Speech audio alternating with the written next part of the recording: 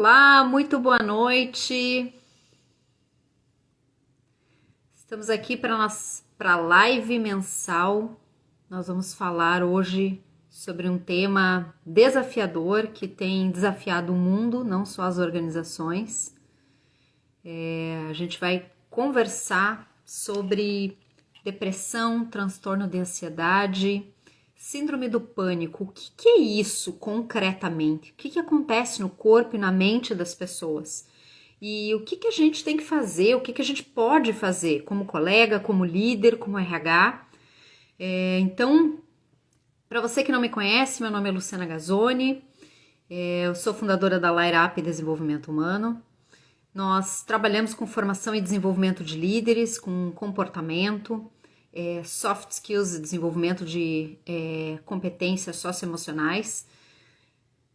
E a gente faz uma vez por mês uma live, normalmente para trazer boas práticas de gestão de pessoas. Eu gosto de dar palco para quem está fazendo diferença na gestão de pessoas, para quem está com práticas que podem ser inspiradoras para outras organizações. Então, procuro sempre trazer alguém para contar um case, para compartilhar boas ideias e multiplicar boas práticas pelas organizações. Dessa vez, esse mês, a gente vai fazer algo diferente por causa do Setembro Amarelo. A ideia é trazer conscientização para o papel do líder e para o papel da organização numa emergência global que a gente está vivendo. A gente muitas vezes não fala, porque é um tema denso, é um tema desafiador, mas é difícil quem está vivendo no mundo hoje e não conhece alguém que sofreu algum transtorno mental ou que está com a saúde mental comprometida. Então a gente tem vivido situações que a OMS chamou de emergência global. Vou trazer alguns números para vocês vão chegando, tem mais gente para chegar e eu vou trazendo essas informações. A live vai ficar gravada, então se você conhece alguém, se você achar que esse conteúdo tá válido para mais alguém ouvir, você pode marcar essa pessoa no comentário. Você também pode fazer dúvidas ao longo da live, você pode fazer questões, deixar aqui no comentário e a gente vai respondendo no final da live. Então fica comigo aqui, daqui a pouco eu vou chamar a nossa convidada também para partilhar o conteúdo que ela tem para vocês. Mas deixa eu trazer alguns dados aqui sobre por que a gente resolveu trazer esse tema, né? Por que isso é relevante nesse momento? A gente está vivendo uma segunda pandemia no Brasil. O Brasil é considerado um dos países mais impactados pela falta de saúde mental. A gente está falando de suicídios que sobem sem parar, e a gente já tem um dado da OMS que é 1 em cada 100 pessoas no mundo tem tirado a própria vida. A gente está falando de 129 milhões de pessoas que foram diagnosticadas com depressão e ansiedade no último ano. A OMS fez um alerta, construiu todo um material para trazer consciência de organizações, de órgãos públicos, né, governos, empresas, escolas, para se sensibilizar para esse tema. E como líderes, RHs, né, como colaboradores em organizações, a gente não pode fechar os olhos para isso. A gente precisa olhar, porque às vezes a gente tem um colega de trabalho do nosso lado e a gente não sabe lidar com a situação. A gente não sabe lidar, o que a gente pode fazer, o que é ok falar e o que não é ok falar. O que efetivamente acontece na mente da pessoa quando ela está sobre um transtorno mental. Então, uma das provocações que eu quero fazer para vocês é assim, falar para alguém que está afetado por uma doença mental, que ela precisa dar conta sozinha, que ela precisa se levantar, precisa fazer alguma coisa, é a mesma coisa que dizer para alguém que tem uma paralisia nas pernas para se levantar e resolver o seu próprio problema. A pessoa não consegue sozinha. E é por isso que a gente tem que, tendo uma posição de influência, ter essa sensibilidade de conseguir identificar os sinais, levar a sério esses sinais. Não é você que vai tratar, não é você que vai resolver, mas você pode observar os sinais e dar o encaminhamento adequado, né? E ter consciência do que isso significa e o que a pessoa pode estar passando internamente, pode te ajudar a ter uma ideia de como conduzir isso, especialmente se você lidera um time. Então, para esse bate-papo aqui, eu convidei a Ana Paula Martins de Carvalho. Ela é psicóloga clínica, ela tem especialização em neuropsicologia pela USP. Ela tem 20 anos de experiência em hospitais psiquiátricos, transtornos mentais graves e ela atua na saúde pública. Então, me dê um minutinho aqui, vou convidar a Ana Paula para entrar aqui nessa...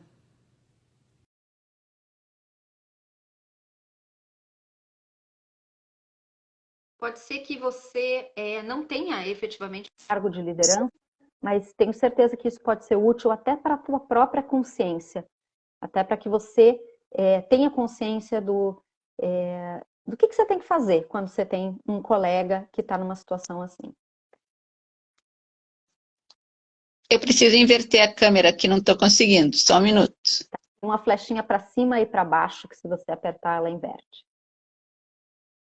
Aonde ela está? Ela deve estar na sua... Aí, isso aí. Bem-vinda! Obrigada. Muito obrigada. Obrigada, Paula, por ter topado estar aqui com a gente e esclarecer, trazer luz para esse tema, que é um tema tão desafiador nas organizações. Obrigada, Luciana. É um prazer estar aqui com vocês.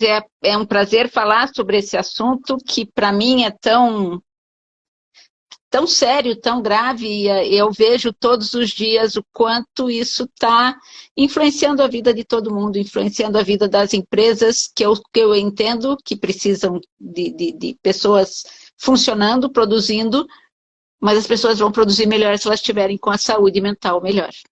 Uhum. Esse é um bom ponto, gente. Quero pegar essa deixa que a Paula trouxe. Quando a gente olha melhores empresas para se trabalhar, uma das 9 práticas culturais é cuidar. Cuidar significa mostrar que você se importa. E quando a pessoa está adoecida, é o momento exato de você mostrar que aquilo que você coloca na parede, que os valores que a tua empresa diz que tem, que gostaria que você representasse, se aquilo realmente é válido. Então, num momento como esse, você tem uma oportunidade como líder e como organização de realmente mostrar se você caminha em cima daquilo que você prega, né? E sem dúvida nenhuma, quando a gente está falando de produtividade, por que esse tema é importante? Porque ele impacta diretamente na produtividade das organizações, na produtividade dos indivíduos. Não tem como produzir normal se você está afetado por um transtorno mental.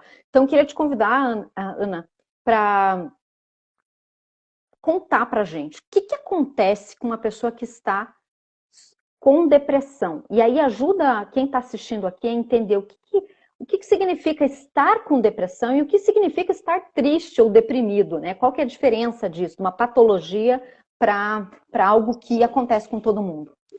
Então, na verdade, o que acontece é exatamente isso. Os transtornos mentais, né? A gente chama de as doenças mentais, que a gente costuma ter preconceito, né?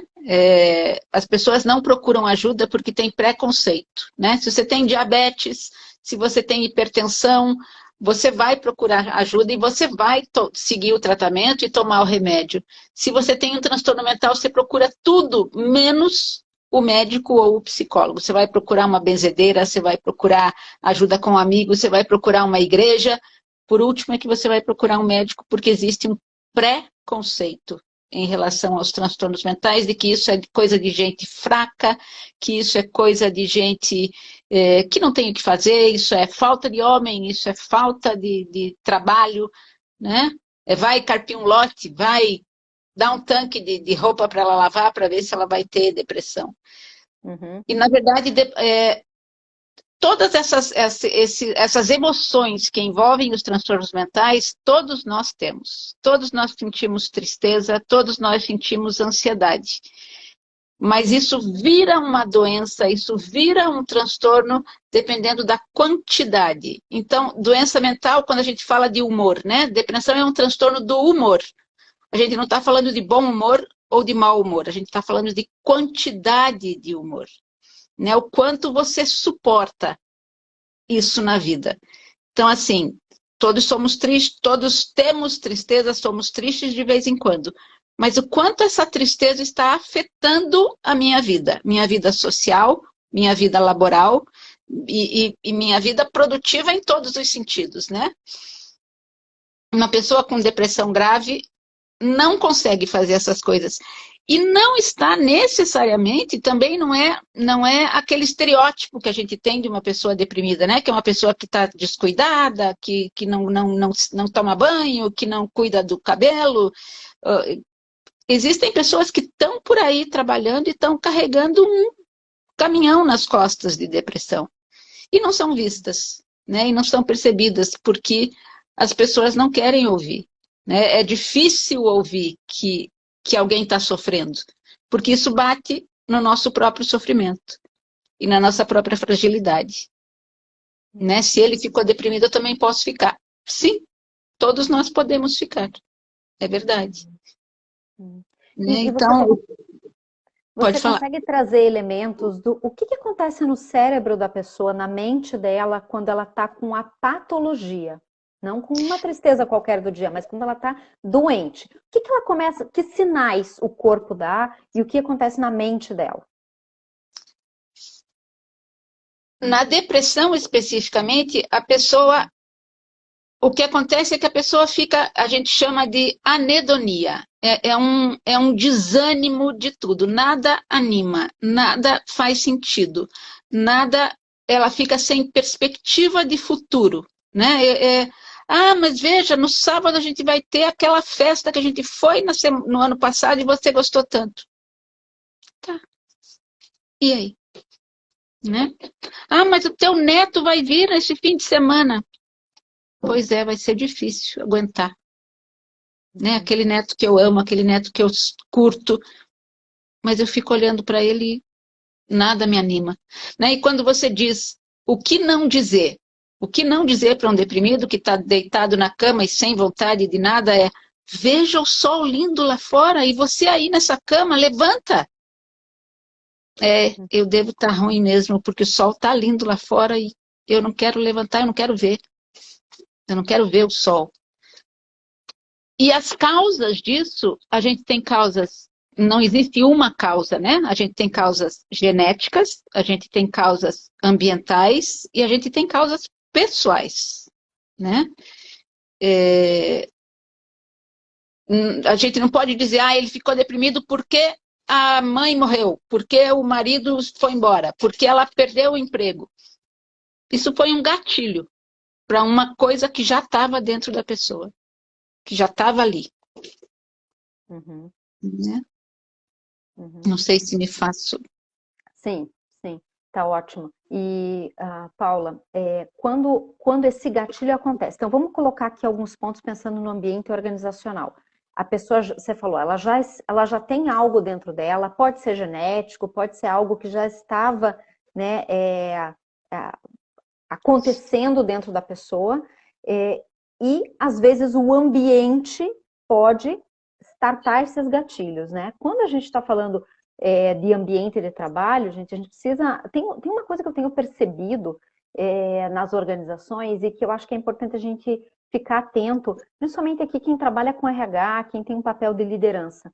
Eu tenho percebido que tem uma confusão e tem uma mistura aí da diferença entre resiliência e abuso.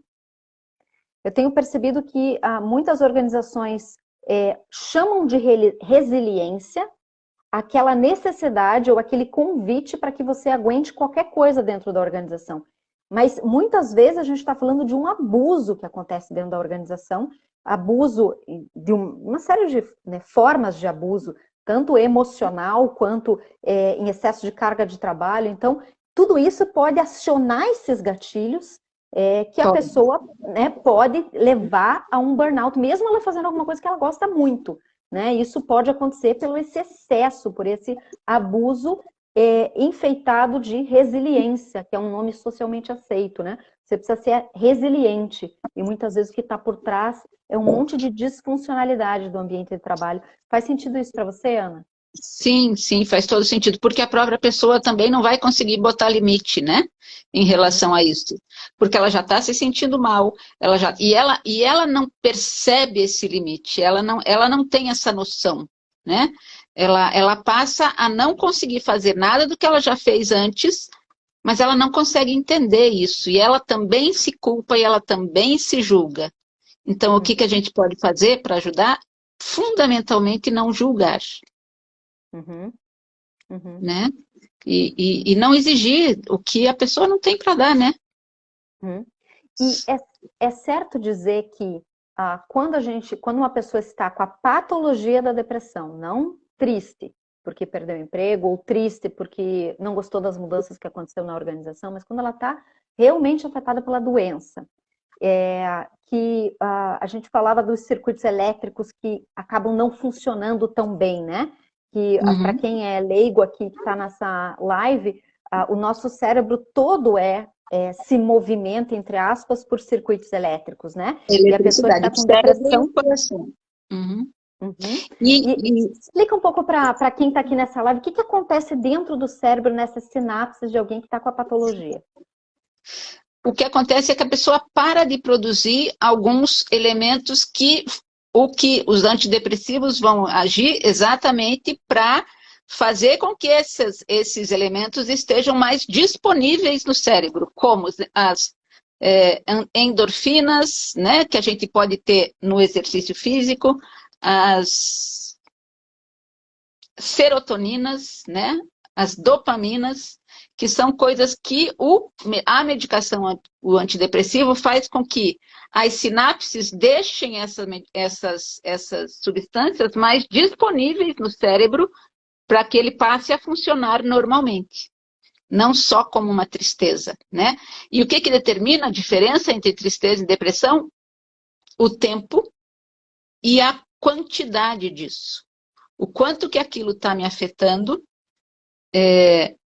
no que eu estava falando, né? Da minha possibilidade de viver como eu sempre vivi, e por quanto tempo, né? Um luto, né? Eu perdi alguém que eu amo, eu perdi um trabalho, eu perdi meu animalzinho de estimação. Existe um período para esse luto ser estabelecido. Se aquilo passou desse tempo, claro que cada um tem um tempo, né? Mas o quanto que aquilo está me afetando, eu não consigo trabalhar por uma semana. Ok. Eu não consigo trabalhar por um mês. Vamos ter um pouquinho mais de cuidado. Passou de um mês, vale a pena uma avaliação. Uhum. Fala um pouquinho para o público que outros sinais a depressão traz. A pessoa pode ficar mais isolada, a pessoa pode ficar mais irritada, né? A depressão não é só tristeza. Uma pessoa que tem um mau humor crônico, aquela pessoa que está o tempo todo de mal com a vida, aquilo pode ser um sinal de depressão, né? Uma pessoa que tem crises de choro repentinas, né? Sem motivo aparente. Uma pessoa que não conversa mais do jeito que conversava, uma pessoa que chega atrasada constantemente e provavelmente está tendo um distúrbio de sono, né? Com dificuldade para acordar de manhã, porque o distúrbio do sono, a pessoa pode dormir, mas o sono pode não ter sido reparador, né? Pode não ter tido o descanso necessário. Então a pessoa vai ter dificuldade para levantar de manhã. As manhãs são sempre mais difíceis para as pessoas com depressão. Começar, a história da inércia, né? Começar a se movimentar é difícil para a pessoa que tem um quadro depressivo constituído, né? Uhum. Então, ao longo do dia, ela vai melhorando. Mas de manhã é sempre mais difícil.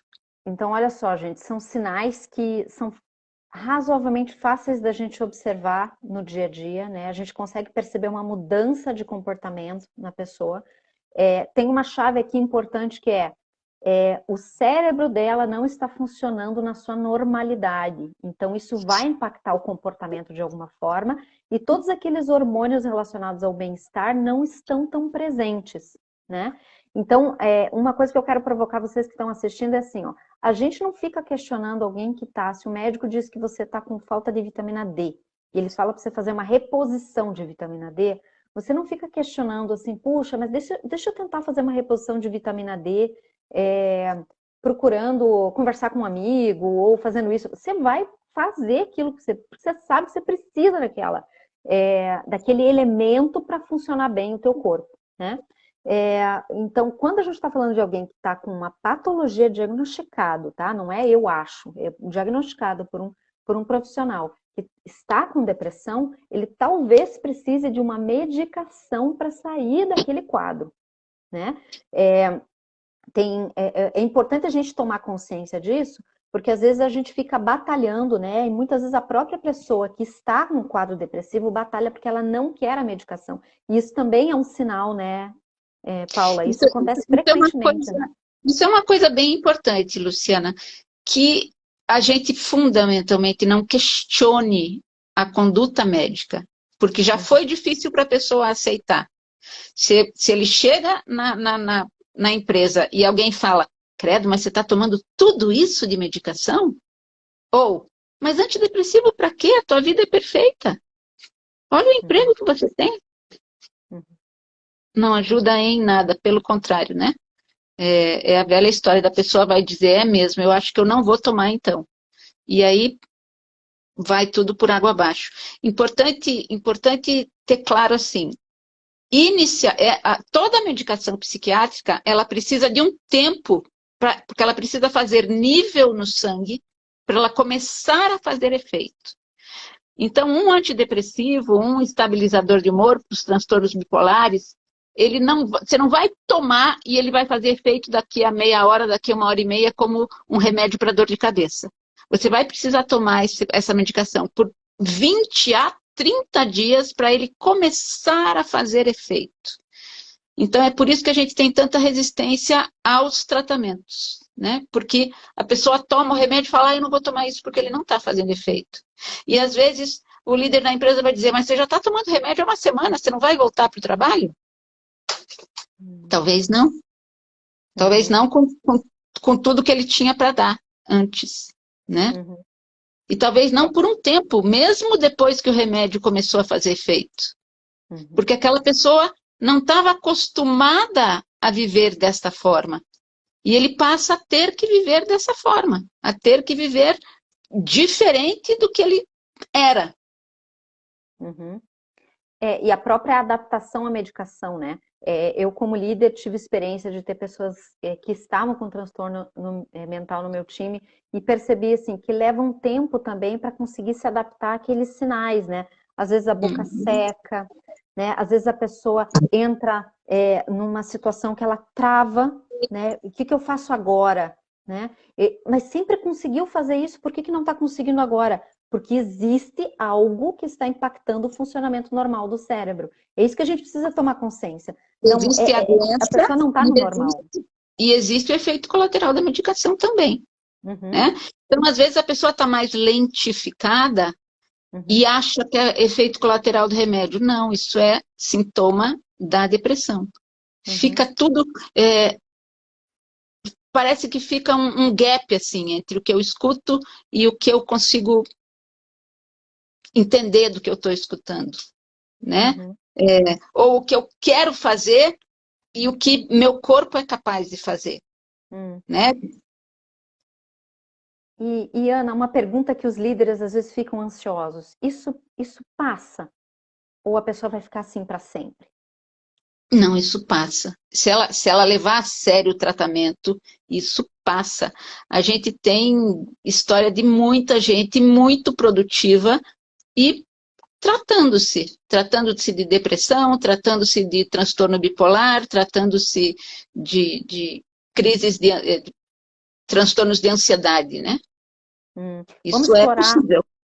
Mas é importante assim, às vezes isso pode voltar momentaneamente, né? Eu tenho uma depressão que está estável, que está tranquila, mas acontece alguma coisa na minha vida que me derruba, né? Algum gatilho que a gente chama, né?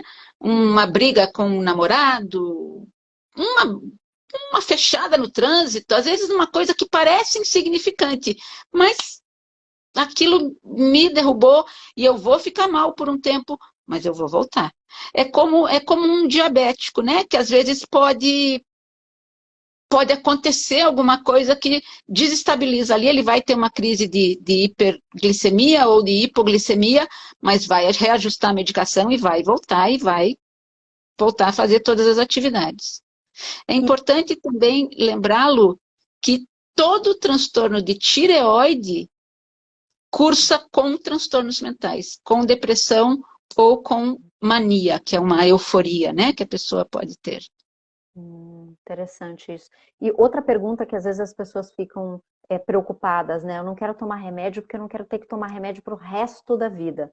Se a pessoa está adoecida e ela toma pontualmente aquele remédio, sai da crise, né? E com o acompanhamento médico, não por conta, né? É possível tirar essa medicação a médio e longo prazo? É possível, mas com acompanhamento médico. Nunca sozinha. Mas mais importante que isso, Luciana, o que eu penso é assim, se eu posso tomar insulina pelo resto da minha vida, se eu posso tomar antihipertensivo pelo resto da minha vida, por que eu não posso tomar um antidepressivo pelo resto da minha vida, se aquilo está me dando qualidade de vida? Uhum, uhum. Né? A gente volta ao preconceito com os transtornos mentais.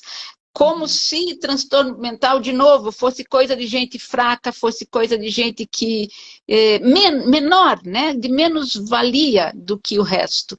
Se eu posso ter que usar uma prótese de perna para o resto da minha vida, se eu precisei amputar uma perna, por que eu não posso tomar um antidepressivo ou um estabilizador de humor pelo resto da minha vida? Entendo o preconceito e às vezes você não precisa contar para os outros, né? Mas tome teu remédio, faça, né? E é importante que a gente está trazendo essa questão do apoio médico, né? Não ter assim, você fazer teu próprio. Porque tem muito disso, né? Eu vou tomar, ou eu vou parar imediatamente, porque eu acho que já tá bom. O Léo está perguntando aqui sobre esse efeito rebote que acontece quando a pessoa simplesmente para de tomar, porque ela acha que já foi suficiente, né? Então, você pode explicar um pouquinho mais o que é esse efeito rebote, quando as pessoas param do nada de tomar a medicação que elas estão tomando, e aí o que acontece? Tem uma coisa bem importante em relação aos transtornos mentais, que é assim, se você parar o remédio, a próxima crise vai ser sempre pior que a última. Né? Então, assim, se você teve uma depressão grave e parou o remédio por sua conta, se você voltar a ter uma crise, ela vai ser pior do que a última que você teve. Então, é muito delicado isso, e é muito delicado nas empresas, alguém que tenha preconceito com o remédio, né? E que quem toma precise tomar escondido, ou precise não deixar transparecer que tem uma depressão, ou que tem um transtorno mental, ou que está tomando essa medicação. Que acontece muito, acontece isso na área de saúde, né? As pessoas tomam remédio, falam, mas o que é isso? Não, é minha vitamina. Não, é um antidepressivo, tá claro que é um antidepressivo. Né? E vamos clarificar para o público, então, a gente está falando de depressão, a gente está falando que ela dá sinais aparentes, né? Então, insônia, a irritabilidade, né? A constância, o prolongamento dessa tristeza que não passa, um desânimo muito profundo, e que isso tem efeitos, isso tem a ver com o funcionamento do cérebro, que a gente precisa... Uma falta de energia, é uma coisa assim, eu não tenho força, parece uma fadiga, é uma coisa assim de que levantar para ir pegar água na cozinha me custa, não vou. Tomar banho me custa, não vou. E é importante para o público que está assistindo entender que é desproporcional, que não é um desânimo que você teve num domingo porque estava com preguiça de trabalhar, é um negócio que leva, que se estende, que não passa e que é desproporcional, né? E qual que é a diferença da depressão para a crise de ansiedade, para o transtorno de ansiedade? A tristeza é desânimo, a ansiedade é angústia. Excesso de pensamento, né? você não consegue parar de pensar. A pessoa tem o que a gente chama de pensamento intrusivo. A despeito de você não querer pensar aquilo, o pensamento te invade, né? A preocupação te invade, é uma preocupação pelo futuro. Nada vai ser bom, não vai acontecer, eu não vou conseguir. E a pessoa começa a ter sintomas físicos de ansiedade. Lembrando que a ansiedade, como todos os sentimentos, todo mundo tem, né? Todo mundo tem ansiedade. Uma reunião pode me causar, que eu tenho que apresentar um projeto, vai me causar ansiedade. Mas é uma ansiedade natural, que todo mundo vai ter, né? O parto a gente tem ansiedade diante de um parto de um filho, que é um sonho, né, que você teve. Mas, quando isso te bloqueia e quando você começa a ter sintomas físicos, isso é uma ansiedade patológica e isso merece cuidado e isso merece tratamento. Porque isso é o que pode causar os ataques de pânico, que são os sintomas de ansiedade com uma sensação iminente de morte. Eu vou morrer. E as pessoas vão parar nas emergências médicas, simulando um infarto, um acidente vascular cerebral. Dor de cabeça, taquicardia, sudorese, tremor. E as pessoas vão e parece mesmo um infarto ou um acidente vascular cerebral. Mas você vai fazer um eletroencefalograma, você vai fazer um eletrocardiograma e aquilo não aparece. E é importante deixar claro, quando o médico diz, você não tem nada, isto não quer dizer que o médico está dizendo que você está mentindo para ele. Ele está dizendo, você não tem nada físico que justifique os seus sintomas. Isso é mental. Isso é a prova, né, de que o cérebro é o grande comandante de tudo. Né? Se o cérebro não estiver funcionando direito, o resto do corpo não vai funcionar direito. E quais são os sinais? Você falou dos sinais físicos da ansiedade. Você pode dar alguns exemplos? Deixa eu pensar assim, o que desencadeia lá uma crise, um ataque de pânico, né? Eu olhei ali no canto e tem uma aranha. Já me deu medo. Aí eu já começo a respirar diferente. E no que eu começo a respirar diferente, meu coração acelera. No que meu coração acelera, eu passo a respirar mais diferente ainda. E aí o meu cérebro passa a receber menos oxigênio. E aí eu tenho uma sensação de desmaio. E aí eu tenho uma sensação, e aí eu posso começar a sentir dor no corpo inteiro, dor no peito, e no que eu não consigo respirar, eu vou morrer. E aí eu vou parar nas emergências médicas. Sem nada físico que justifique isso. Via de regra, ataques de pânico não matam. Toda ansiedade tem uma curva, vocês devem entender de curvas, né? Tem uma curva lógica. Você vai começar aqui com o fato que causou a tua ansiedade, ela vai subir, subir, subir, subir, e quando ela chegar aqui no ponto alto, ela não tem mais para onde ir. Não tem o que acontecer com ela, senão ela começar a melhorar. E isso vai acontecer com remédio, sem remédio, com você intervindo, sem você intervir. Mas é melhor você aprender, em primeiro lugar, que aquilo é uma crise de ansiedade e o que fazer com aquilo, que são exercícios respiratórios, que você precisa aprender a fazer. Né? Aprender a controlar a sua respiração, né? Inspirar pelo nariz, lentamente, ir para um lugar calmo, para um lugar sem barulho, né? Em que você possa se sentar com o joelho num ângulo de 90 graus, com os 2 pés no chão, olhos fechados, de preferência, e Inspira tudo que você puder inspirar pelo nariz. Segura um pouquinho e solta lentamente pela boca. Aquilo fatalmente vai debelar a sua crise de ansiedade. Hum. E você falou de um ponto agora bem importante, Paula, que é assim, é legal dar essa dica prática do que eu posso fazer se eu começar a perceber que isso está ficando desproporcional. Percebam, gente, a gente está falando de novo de algo desproporcional. Não é uma coisa assim, eu estou preocupada com o futuro, eu estou preocupada com o que eu vou fazer de faculdade, eu estou preocupada com se eu vou perder o emprego. Não é uma coisa pequena, administrável que todo mundo tem. É algo que fica desproporcional. Não é um funcionamento normal da sua mente. E aí toma uma proporção que chega a levar até uma crise de pânico que você vai parar numa emergência, né? Então nós estamos falando dessa desproporcionalidade. Agora, vamos dar uma dica para os líderes que estão assistindo. Ele tá conversando com a pessoa. Eu tive um cliente recentemente que passou por uma experiência dessa.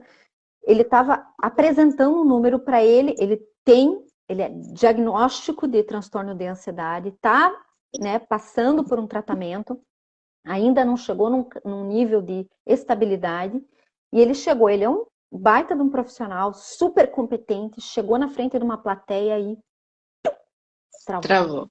Não conseguia fazer nada, ele ficou completamente paralisado.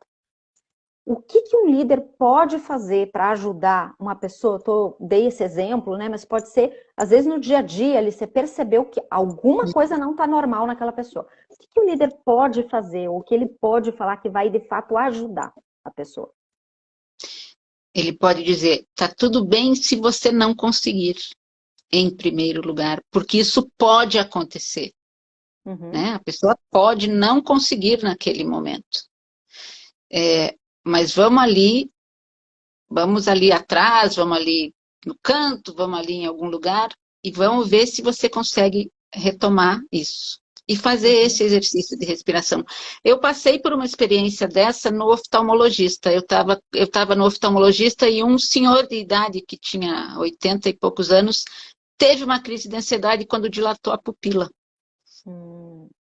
Eu sentei de frente para ele, pedi licença para a esposa, sentei de frente para ele, dei as mãos para ele e fiz exercícios de respiração com ele, junto com ele.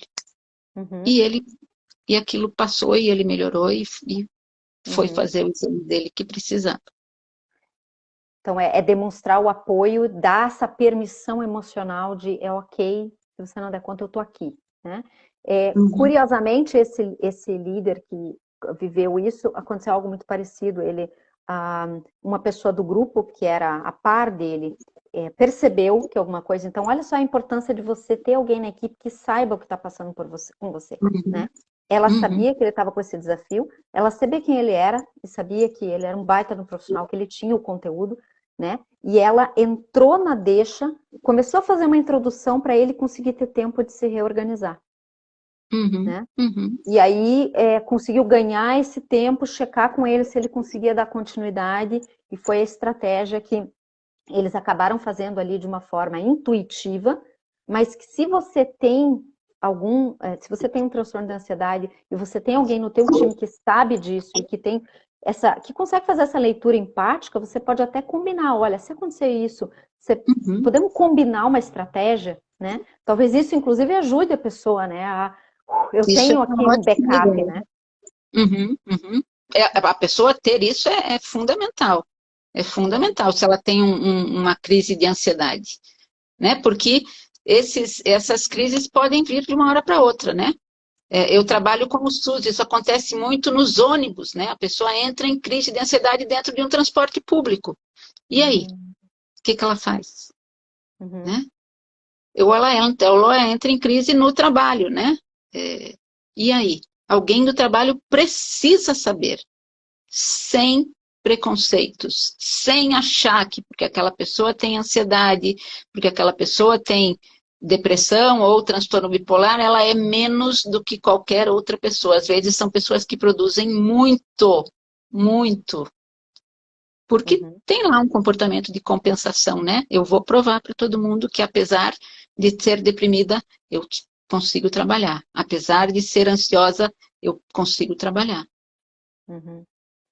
Muito bom. E olha só, olha, gente, para quem está assistindo aqui, quem tem um papel de liderança, veja, a gente em nenhum momento está falando que você é responsável por diagnosticar ou por, né? Não, não. Você só fica atento aos sinais para você dar o encaminhamento adequado, né? Se você tem um RH que possa te suportar nisso, algumas empresas têm, inclusive, equipes de suporte, né? Às vezes até terceirizadas, que fica completamente isento, imparcial, para apoiar as pessoas. A última empresa que a gente entrevistou aqui, a Landis Gear, a Rosana Harder, trouxe o exemplo da empresa dela, que faz esse movimento, que contratou um serviço externo para apoiar, que completamente confidencial. Então, a tua empresa pode fazer algo, ter uma estrutura para ajudar as pessoas a darem esse passo de buscar uma autoajuda, né? De buscar uma solução, de buscar alguém que possa, de fato, ajudá-las, né? Mas, às vezes, essa pessoa não vai dar conta de fazer essa caminhada sozinha. E você, como líder, pode identificar os sinais e ajudar nesse encaminhamento, encorajar essa pessoa. Olha, estou percebendo que tem algo que não acontecia antes, né? Será que não seria o caso de você buscar um profissional? Então, às vezes, esse encorajamento parte também de você como líder, né? Se ela percebe em você que não tem preconceito, ao contrário, tem apoio, encorajamento para que ela se cuide, você está dando um exemplo ali de que ela, de fato, pode ser vista, né, nos seus desafios, no seu contexto individual, tá? Então, é importante a gente entender isso. E para isso, você vai precisar entender esses sinais, né? E vamos para o último, que é o mais denso, né? Ninguém quer falar disso no mundo, mas a gente precisa falar disso, que é a questão do suicídio, né? Eu tenho algumas pessoas relatando situações, assim, de ter perdido colegas de trabalho, porque um dia, né, a pessoa deu pequenos sinais, mas ninguém levou a sério e, pum, acabou com a própria vida, né? Quais são os mitos, né, as coisas que, na verdade, são grandes mentiras que atrapalham a consciência nessa questão do suicídio? O que acontece com uma pessoa que está com um pensamento obsessivo de suicídio, Paula? A primeira coisa fundamental é: quem fala não faz. Isso não é verdade, né? Muitas vezes a pessoa fala e ninguém ouve, até que ela realmente faz, né? A gente deve sempre valorizar alguém que está dizendo: eu não quero mais viver, não está valendo a pena viver. Uhum. E outro mito é o de que a pessoa quer morrer. A pessoa não quer matar-se, ela quer matar a dor que ela está sentindo, a angústia que ela está sentindo. E isso tem remédio, e isso tem tratamento. É a coisa que eu mais falo para os meus pacientes que estão com ideação suicida, né? Acredita que isso tem solução, que isso vai passar, que pensar em morrer é um sintoma, não é um jeito de viver, né? Eu dou o exemplo assim, que não é natural de nenhum ser vivo a autoextinção, né? Se você fechar uma planta dentro de uma caixa e fizer um furinho nesse canto aqui, ela vai crescer nessa direção, na direção da luz, porque é o lugar onde ela vai poder sobreviver. Ela não vai dizer: ah, tá muito difícil, eu vou desistir, né? Então, ideação suicida é um sintoma sempre de um transtorno mental, né? E que tem tratamento e que precisa buscar ajuda, né? Quais são os sintomas? Quais são as coisas que a gente precisa estar atento? Uma mudança muito significativa de comportamento. Uma pessoa que começa a organizar as coisas para quando não estiver mais aqui, né? Uma pessoa que começa a falar em testamento, uma pessoa que começa a falar em dividir os bens com os filhos, com os amigos. Ah, se um dia eu morrer, você pode ficar com aquele quadro meu. Ah, quando eu morrer, você cuida do meu gato, do meu cachorro. Começa a falar com os padrinhos dos filhos, né? Ah, se eu faltar, não esqueça que você é madrinha da minha filha. Ah,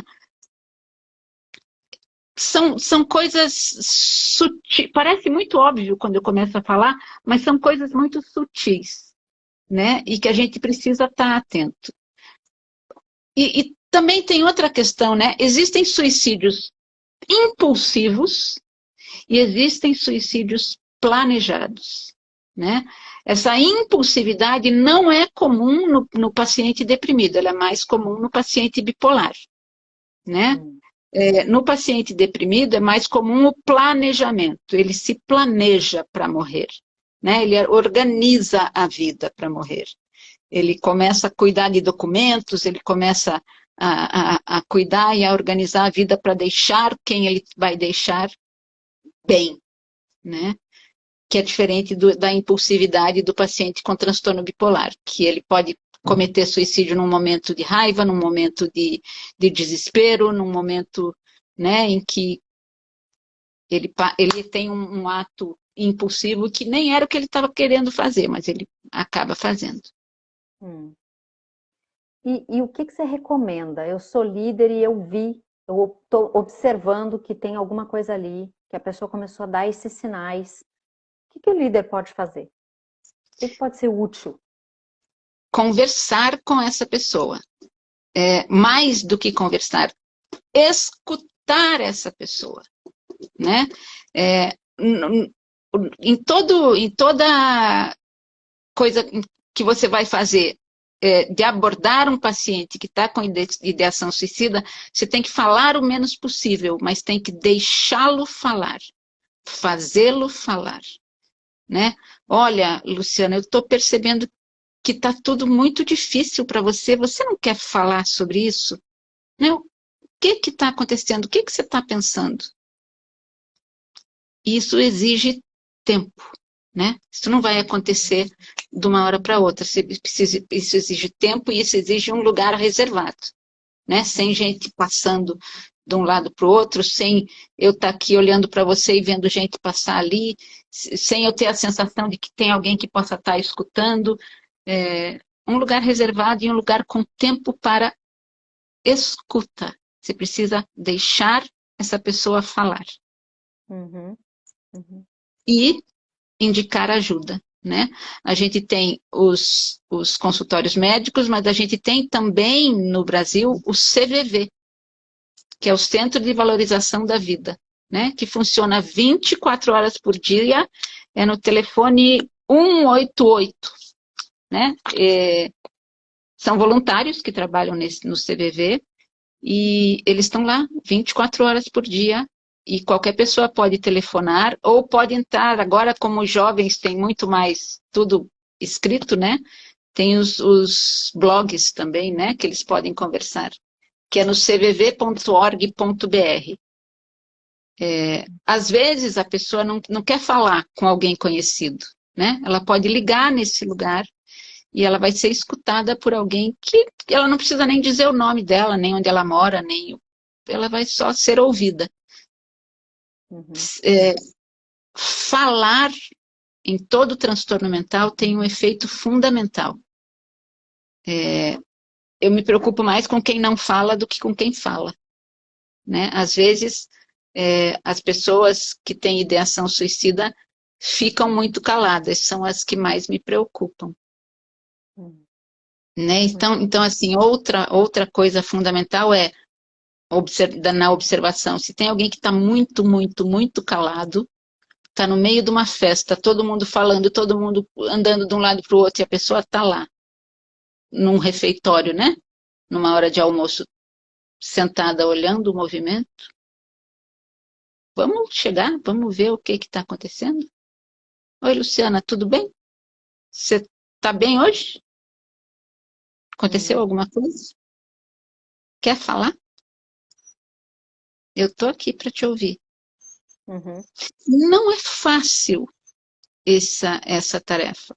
Não é fácil e não é para todo mundo, né? Então é preciso identificar também nas empresas quem é essa pessoa que consegue fazer isso, né? Então, olha só, tem algumas chaves importantes aqui, gente, para quem está assistindo. Então, a gente está falando, primeiro, Primeiro a gente foi caminhando, né, falando de depressão, transtorno de ansiedade, síndrome de pânico, o que que é, quais são os sinais, o que que a gente pode fazer, o que a gente pode ou não falar. Então a gente veio caminhando, se você chegou depois, eu vi que várias pessoas foram chegando depois, a live está gravada, vai ficar gravada, então você pode assistir desde o início, nos próximos dias aí que vai estar disponível aqui no Instagram. E aí a gente chegou no ápice, né? No ápice do transtorno mental, que é a epidemia que a gente está vivendo de suicídio, e a gente precisa qualificar isso, que isso é um problema real que o mundo está enfrentando, que a gente tem que ter olhar atento dentro das organizações, e a gente pode observar, ser empático e dar um encaminhamento, ajudar essa pessoa. É muito difícil para essa pessoa, às vezes, sair pelas próprias pernas. Às vezes, um olhar sensível do líder, um olhar sensível do próprio RH dando um encaminhamento, né? Falando, olha, parece que as coisas não estão bem, que tal se, né? Então, oferecer essa ajuda de uma forma mais proativa, talvez seja necessário para alguém que realmente está no fundo do poço, né? A pessoa às vezes não vai conseguir caminhar sozinha para essa ajuda. Então,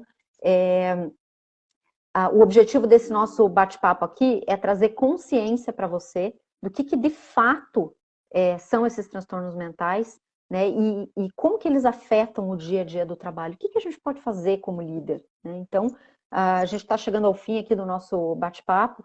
O que a gente pode fazer para prevenir? Então, olha só, eu no meio da live aqui dei uma pitadinha falando assim, ó, presta atenção na organização. A gente falou que alguns fatores que levam a esses transtornos mentais podem ser genéticos, podem ser da situação, né? O ambiente pode iniciar, né? Apertar gatilhos que levam a essas doenças mentais. Mas o que a gente pode fazer para se cuidar, para prevenir, para não chegar nesse lugar de desespero, né? Então, o que a gente pode fazer para cuidar da nossa própria saúde mental? Você tem alguma dica, Paula? Existem várias dicas, né? Sono, qualidade de sono é fundamental, né? A gente precisa ter mais cuidado sempre com as pessoas que trabalham à noite. A gente tem uma coisa que chama ciclo circadiano, que é uma necessidade de sono e vigília. E que noite e dia tem a ver com isso, né? A qualidade do sono que você tem à noite, sem a luz do sol, ainda que você esteja num quarto escuro, com uma máscara, é diferente da qualidade do sono que você tem à noite. Porque até os sons, né? À noite você não tem muito menos barulho e tudo mais. Então, assim, pessoas que trabalham à noite precisam ter mais cuidado com a sua saúde mental. E pessoas que não trabalham à noite precisam cuidar do seu sono. Tentar ter uma rotina de sono, né? Não dormir cada noite num horário, não dormir muito tarde, não beber antes de dormir, né? Isso é uma coisa importante, Lu, da gente falar, né? As pessoas se automedicam muito com bebida e com drogas ilícitas. E vamos tratar aqui as drogas ilícitas como também os remédios que não são prescritos por médicos, né? Porque a minha vizinha tomou esse e ficou bem, então eu vou tomar também. Então, assim, uso de substâncias sem orientação médica é um prognóstico ruim, se você está fazendo isso para se sentir melhor. Porque quando a pessoa usa droga, quando a pessoa usa álcool, ela se sente um pouco melhor e ela passa a usar aquilo como rotina e passa a usar aquilo como automedicação. Até se tornar dependente daquilo, né? Então, assim, não usar remédio nem drogas, ter uma qualidade de sono, fazer exercício físico, isso tudo parece muito ideal, né? A gente fala da higiene do sono, né, que tem que ser num quarto escuro, com uma temperatura adequada, né, sem televisão. Eu, particularmente, não consigo. Eu só sei dormir com a televisão ligada, com o soneca ligado lá para desligar. Mas cada um vai fazer o que é possível para si, né? Esta parte da higiene do sono eu não consigo fazer. Nem todo mundo vai conseguir. Então, rotina de sono, exercício físico, alimentação, rede social, né? Se é uma pessoa que não tem família, que não tem amigos, que não tem uma rede social de apoio, isso também é preditivo de um transtorno emocional, que pode se tornar muito grave. Então, a gente precisa ter qualidade de vida, né? A gente precisa ficar bem, a gente precisa não estar onde a gente não é bem quisto, não estar onde a gente não é visto, né? Cada um cuidando de si, mas a gente também sabe que isso é muito difícil, né? Eu lido fundamentalmente com pessoas em relacionamentos abusivos, né? Mulheres são a doença mental é mais prevalente nas mulheres pela variação hormonal, puberdade, menstruações, gravidez, climatério, né? Então as mulheres são mais possíveis de ter transtornos emocionais. Então vamos cuidar também da nossa saúde, né? Cuidar da tireoide, que era outra coisa que eu estava falando para você, né? Que transtornos de tireoide é muito prevalente também os transtornos mentais com pessoas que têm um desequilíbrio da tireoide. Então, deixa eu pegar algumas chaves aqui e provocar quem está assistindo também para o protagonismo nesse cuidado da saúde mental, né? Porque, assim, gente, de verdade, não tem novidade, né? Cuidar do seu sono, cuidar da alimentação, cuidar do seu corpo, fazer os exames de rotina. A gente já sabe disso. O que a gente precisa é ser protagonista nisso. Quer dizer, mas a empresa não sei o quê. Ok, a gente sabe que tem um ambiente. Mas muitas vezes a gente precisa falar, não, pera lá, isso está passando do meu limite. Eu vou dar um exemplo para vocês. Eu escuto às vezes algo que me preocupa muito, líderes porque o que acontece nas empresas, você vai crescendo e a sua vida vai sendo comprada, né? Você vai crescendo cada vez mais e mais horas do dia, até que chega uma hora, líderes com a melhor das intenções, né? Trabalha o dia inteiro, aí chega em casa, daí faz todos os seus papéis privados, daí desliga, começa a responder e-mail, vai até de madrugada, emenda no dia seguinte, não sei o que, vai nessa rotina, né? Isso significa que você tá passando do seu próprio limite. Isso não vai levar a um caminho, sem dúvida nenhuma, não vai levar a um caminho de saúde mental, né? Então, presta atenção assim, é pontual, aconteceu uma vez ou outra, ok. Quando começa a entrar na rotina como é esperado que você faça isso, e infelizmente é isso que eu falo de abuso, né? Você precisa aprender a dar limite, muitas vezes, para a organização. Eu tinha um chefe que me inspirava quando ele falava assim, olha, nunca vai acabar o trabalho. Então, pega as suas coisas e vai embora. E ele mesmo fazia isso, né? Falava assim, eu tô indo pro meu futebol, vai embora você também.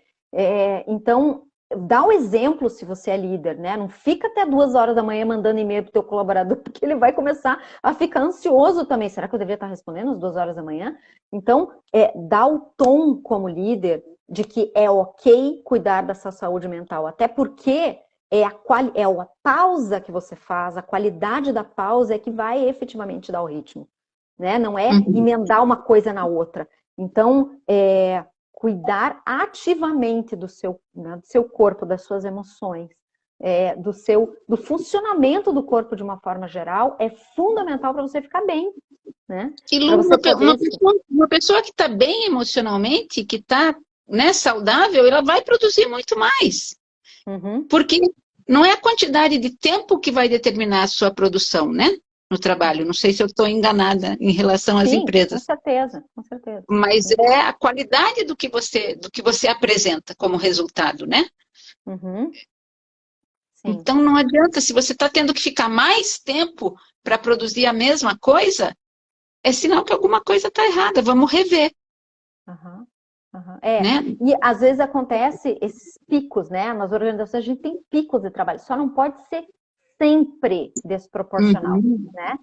Sempre impactando o seu bem-estar. Então, fica atento a isso, fica atento a você, porque às vezes também é muita coisa. Muita gente no meio dessa pandemia teve que administrar trabalho, diferentes papéis dentro de casa, luto na família. Então, foi demais. E é por isso que tem também um burnout né, um esgotamento de tantos profissionais, de tantas pessoas que até desistiram das suas carreiras porque falaram, não aguento mais, né? Então, e tendo que dar conta de si e dar conta da família, né? Os filhos dentro de casa, com a escola, tudo pela internet, né? E eu não tenho horário para ficar com os meus filhos. Como é que eu faço? Vou ter que contratar alguém? Vai ter que ficar com a avó, com a tia, o casal teve que ficar, né, revezando no cuidado com os filhos. A pandemia aumentou muito a prevalência dos transtornos mentais de todos os diagnósticos. Então, para a gente ir fechando aqui o nosso bate-papo, olha só, gente. Primeiro ponto é conscientização. Saber o que é e prestar atenção nos sinais e dar o encaminhamento. Segundo, você como líder, dê o exemplo de que é ok cuidar da saúde. Abra espaço para falar, abra espaço para observar. A gente fica tão soterrado de atividades, metas, objetivos. Não perca de vista que o essencial é o humano que está na tua equipe. O essencial é a conexão. Se você tiver uma boa conexão, você vai ter mais chance de observar quando algo não está bem, quando alguém precisa efetivamente de um cuidado diferente. E como líder e como colaborador também, né? Todas as pessoas, mas especialmente, como eu trabalho muito com líderes, eu convido você a ser protagonista no teu cuidado da tua saúde mental, porque se você adoecer, você não só você vai ficar doente, você vai impactar a tua família, você vai impactar a tua equipe, porque um líder doente, ele também adoece a equipe. Sim, então, presta atenção, qualifica os sinais, né? E se você perceber que você precisa de ajuda, busque ajuda, né? Ou acena para alguém próximo que você confia de que, né, você precisa achar uma alternativa para sair do que você está sentindo. Não subestime isso, não deixa isso crescer dentro de vocês, porque quanto antes você fizer uma intervenção, quanto antes você buscar ajuda, antes você vai conseguir sair, né? Eu gostei muito do que você falou, Paula. Não é para sempre, vai passar. Você tem solução. Você não vai ser sempre assim. Você vai chegar. Se você precisar tomar uma medicação, toma e você sai daquele processo. E um dia você vai voltar à normalidade, né? Então, ter essa perspectiva de que aquilo não vai ficar em você, que aquilo não é normal e que que eu preciso de autocuidado ou o outro precisa de cuidado. Que aquilo é um sintoma, né, Luciana? Assim, como eu tenho uma dor de estômago, se eu tenho uma úlcera, eu posso ter um desânimo se eu estou deprimida, né? Então, assim, não tem como eu dizer para alguém que está com uma úlcera, mas se você tiver força de vontade, vai parar de doer, né? Não, não vai, eu tenho que tomar remédio. Então, assim, se eu estou deprimida, não tem força de vontade. Tenho que me tratar. Tenho que tomar remédio, tenho que fazer psicoterapia, tenho que parar um pouco. Assim como eu tenho que parar, tenho que mudar muita coisa se eu tiver uma úlcera ou se eu tiver uma prótese na perna ou no braço, né? Vou ter que alterar um pouco a minha vida, vai ter que mudar as coisas. Só que esses transtornos que não são visíveis são mais difíceis. Tem uma pergunta aqui da Carla, né? Acho que é a Carla Forlin que está assistindo a gente aqui. Quando o colaborador percebe que está adoecendo, né? Eu gosto de sugerir, Paula, veja se você concorda comigo, buscar quando o colaborador perceber que o líder está adoecendo. Boa pergunta. E eu creio que também temos um papel social quando a gente percebe que o líder não está bem. Interessante, gostei dessa pergunta, Carla, porque às vezes a gente fica olhando o líder como se ele tivesse que dar conta de tudo. E muitos líderes estão adoecendo porque eles não dão conta, porque eles são tão humanos quanto todo mundo que está em volta, né? Então, se você está percebendo que o líder está adoecendo, às vezes você vai precisar conversar com ele, né? Às vezes qualificar, olha, eu estou percebendo que está diferente. Às vezes sinalizar para alguém que possa dar um apoio, se você tem um business partner, um consultor de RH dentro da tua equipe, né? Dentro da empresa, né? Algumas empresas trabalham com esse modelo de business partner que pode dar um apoio mais individualizado para o gestor. Alguém precisa sinalizar. Alguém precisa. Não sei quem, mas alguém precisa sinalizar. Olha, fulano, alguma coisa está acontecendo com você. Posso te ajudar? Uhum. Uhum. Muito Isso bom. nem sempre vai ser, isso nem sempre vai ser bem-vindo, Hum. né? Por, É. por tudo que a gente já falou aqui, pela questão do preconceito, né? Você está Uhum. dizendo que eu tô louco? É o que a gente mais ouve, né? Você está querendo Uhum. dizer que eu tô louca? Uhum. Não, estou dizendo que você precisa de ajuda. Uhum. E às vezes só de você qualificar que você está vendo o outro e está vendo que algo está acontecendo, né? Pode já ajudar a própria pessoa a se qualificar, né? A qualificar aquilo que ela está sentindo e perceber, né, que algo tá acontecendo ali que precisa dar um encaminhamento, né? Mas Porque eu às vezes, gosto desse olhar para o líder. porque às vezes a pessoa acha que ela está conseguindo disfarçar. Não, ninguém está notando. Eu sei que eu não estou bem, mas eu estou Uhum, disfarçando. Eu sou forte, eu sou legal, ninguém nota. uhum, Não, uhum, é importante sinalizar, olha, eu estou notando, eu estou percebendo. que legal. É, então, olha só, as pessoas no nosso time, para quem é líder, precisam sentir que elas estão sendo vistas e cuidadas. E a gente também pode cuidar de quem está em cima, mostrando que você também está vendo, que você está Uhum. percebendo os sinais. Super legal, obrigada, Carla, pela tua contribuição. Eu gosto de dizer que não é só a medicação que as pessoas que estão passando por esse desafio precisam, elas precisam de psicoterapia junto, porque lembra que a Paula falou que o falar faz diferença nesse processo de cura. Então, eu tendo, veja se você concorda comigo, Paula, eu resisto àquela pressão que existe de eu vou lá no psiquiatra, eu pego a minha medicação e pronto. Não, eu preciso equilibrar esses dois tipos de apoio profissional. Faz sentido? Sim, Fala. sim, sim, sem dúvida, né? A medicação vai tratar o sintoma, mas só o que vai tratar a causa e os gatilhos é a psicoterapia. É falar sobre o que você está sentindo, né? E isso precisa ser qualificado, isso precisa ter um contínuo, né? Uhum, Então, o CVV é importante para os momentos de crise, né? Para os momentos em que eu estou desesperada, eu preciso falar com alguém. Liga na Centro de Valorização da Vida, o CVV. E existe também um outro site que eu encontrei em relação especificamente ao suicídio, ao atendimento da prevenção do suicídio e o que eles chamaram de pós-venção ao suicídio, né? Porque a gente também tem nas empresas, como em todos os lugares, pessoas que passaram por pessoas que eu amo e que cometeram suicídio. Como cuidar desse luto que é muito específico, né? uhum. Então essa chama Vita Alere, Vitalere, Vita Alere. Eles tratam ali e eles têm uma intervenção na prevenção e na pós-venção do suicídio, né? Muito bom. Como tratar os sobreviventes do suicídio, Hum, né?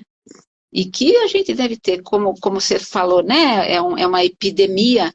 A gente tem muitas pessoas, muitos familiares sobreviventes de suicídio nas empresas, nas escolas, na família, entre os amigos, em todo lugar. hum. Muito bom, muito obrigada, Paula. Obrigada pelo teu tempo, obrigada por compartilhar a tua experiência. Quem assistiu, muito obrigada por ficar até aqui. Fechando, se você não lembrar de nada do que a gente falou, eu quero te dizer, cuide, se responsabilize pela sua saúde mental. Não terceirize a responsabilidade para o seu líder, para a sua empresa, para o seu RH, para o seu marido, para a sua esposa. É sua responsabilidade. Cuide, aprenda a dar limites. Aprenda a cuidar preventivamente disso. Ninguém precisa chegar nesse lugar de desespero, né? Então, te convido a ser ativo nesse processo. Uma boa noite, bom descanso para vocês. Se vocês acharam que essa informação é valiosa, compartilha, marca nos comentários dos seus colegas. A gente quer multiplicar e trazer consciência nas organizações e para as pessoas de o que eu posso fazer e como eu posso lidar melhor com esse tema, que é denso, mas é importante a gente falar dele. Obrigada, Muito obrigada, Paula, pelo teu tempo, Obrigada. Boa por toda a noite. informação. Boa noite. Tchau, Tchau, tchau. gente. Até mês que vem. Até, tchau, tchau.